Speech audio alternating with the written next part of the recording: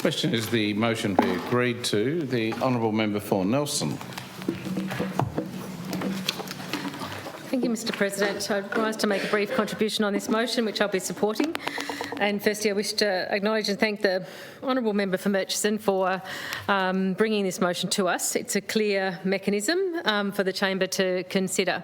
And of course, democratic debate, Mr President, is a fundamental principle of any parliament worthy of its name. But democratic debate does not just concern the nature of the debate underway, it is the capacity to even hold a thorough debate on a matter of interest in the first place. And that's the significant contribution which this motion makes. It provides a clear and transparent mechanism by which one of the most controversial matters to come before this parliament, I would say, can be considered through thoroughly by this chamber.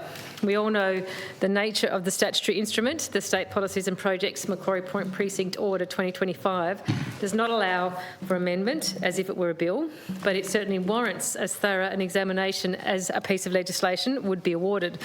And I think it's also important that the Legislative Council does uphold the principles of detailed scrutiny as provided for by the framework detailed in the motion, the capacity to consider each clause, schedule and item of the order. Not every clause, Mr President, schedule or item may require detailed scrutiny, but it is responsible, right and proper for this place to reserve that right and capacity to do so, particularly in light of the fact that the debate limitations which are established under the standing orders of the other place resulted in that debate held on Thursday the 13th of November only taking a total of 6.8 hours from 2:44pm to 9:25pm. 6.8 hours in a chamber of 35 members on a matter of such intense public interest. That's an observation, Mr President, not a reflection on the other place, as each chamber is a master of its own destiny, which I recognise, but I'm just noting. Yep. And we shouldn't seek to make it a competition regarding the length or brevity of debates. We have different roles in the chambers. But put simply, the order consists of 157 pages. It's a significant statutory instrument and one which will have considerable implications for current and future generations.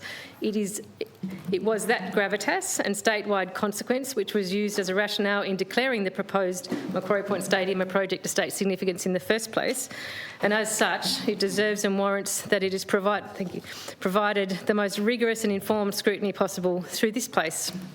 This chamber, as we are occasionally reminded, is the House of Review, and this motion is consistent with and delivers on the most important principles of rigorous democratic review and debate in the public interest. So I support the motion. Question is